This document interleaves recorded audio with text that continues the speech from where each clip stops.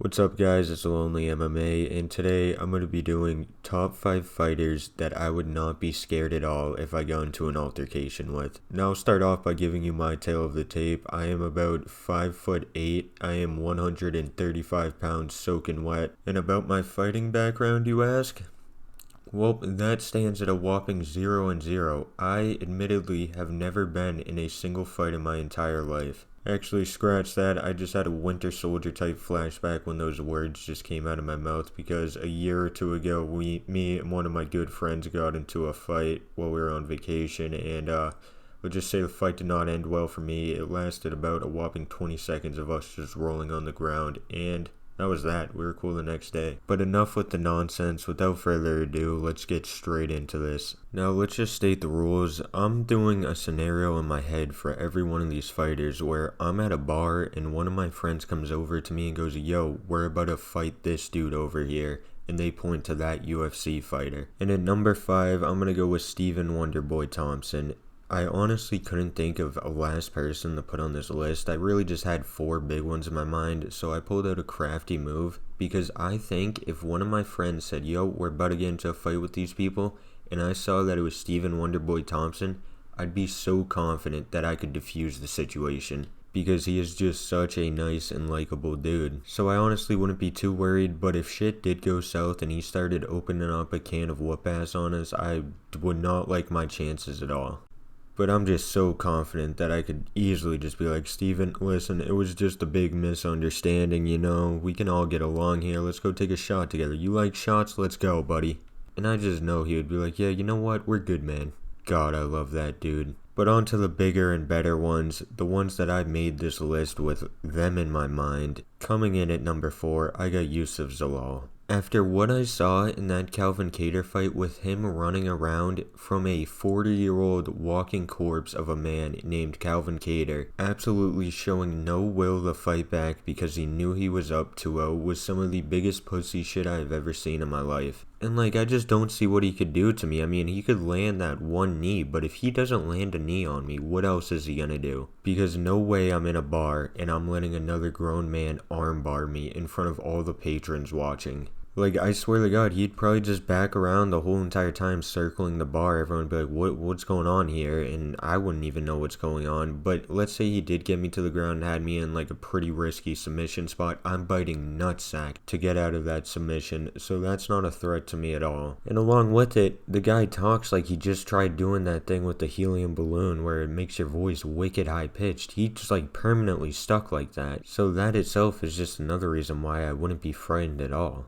Next up at number 3, we got Carlos Alberg. Now, Carlos Alberg, yeah, he may be able to fight. He's scored a few highlight knockdowns, but I've also seen him fight some of the worst fights I've ever seen, like the Jan Blachowicz fight. So I do know he has some of that in him, but what really doesn't scare me is also what I think he gets in him, if you catch my drift there, because a lot of UFC fighters, they have these war-hardened, hard-knock backgrounds. Well, Carlos Alberg was a stripper before he was in the UFC. I legitimately think being an ex-Pizza Hut delivery driver would be a scarier background. That to me, for some reason, I don't care. He could have the touch of death. I'm still not frightened if I see you, if I hear that's your background. I honestly think my background of talking into a mic while Call of Duty gameplay plays in the background is honestly more scary than his. So yeah, that's really my thought process behind that. But coming in at number 2, we have Jailton Almeida. No, I'm gonna include past UFC fighters because I do know he did get cut from the UFC a few months back. Genuinely, has this guy ever looked dangerous in the cage to any degree at any point in his UFC career? Because my god, at least those past 2 were tough watches with the Volkov and Kuniev fight. And the only other one that really stands out to me is his fight with Curtis Blades, where he got knocked out trying to grapple and hold the dude up against the cage. So let's say we did get into a little altercation, he shoots a takedown, he gets me on my back, then what? Cause hell, I got all the time in the world. I can sit on my back for as long as you want, Jailton. And also, when you look at the Kuniev fight, he sort of got a taste of his own medicine getting held up against the cage and getting held down. Maybe I could pull that trick on him. I could get top mount and I could just hold him down, maybe posture up and land some bombs. But yeah, that's really my thought process. And I do just want to say, before I give you the number 1 fighter that I would not be intimidated by at all if I got into an altercation with at a bar, I want you to know, similar to the Brian Scalabrine quote where he says he's closer to LeBron than we are to him, Jailton Almeida is closer to John Jones in terms of a person that I wouldn't want to get into an altercation with at a bar than in terms of person I wouldn't be scared to get in an altercation with than this person at number 1.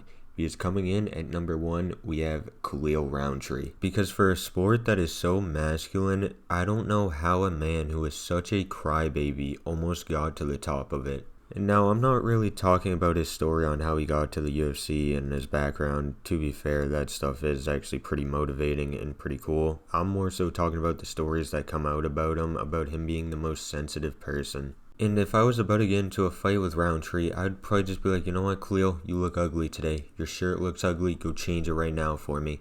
I feel like instead of fighting me, he would just drop to his knees and start crying. And he'd probably be like, man, you're such an asshole. Who even thinks about saying something like that to someone? Do you know I have feelings? And I'd probably actually start to feel bad. I'd be like, Khalil, you know what? You're right. I took it way too far. I'm sorry, dude. Is there anything I can do to make you feel better? I'm such a piece of shit. My God, what is wrong with me? And I feel like that would be that. And along with it, if we did escalate to start punching, I mean, dude, he's got straight pillow hands. And if the fight goes longer than 5 minutes, he's going to start to gas out, and I'll completely be in the driver's seat and take over the entire fight. But yeah, that's really it. This is my top 5 fighters I wouldn't be scared to get into an altercation at a bar with. Hope you enjoyed. See ya.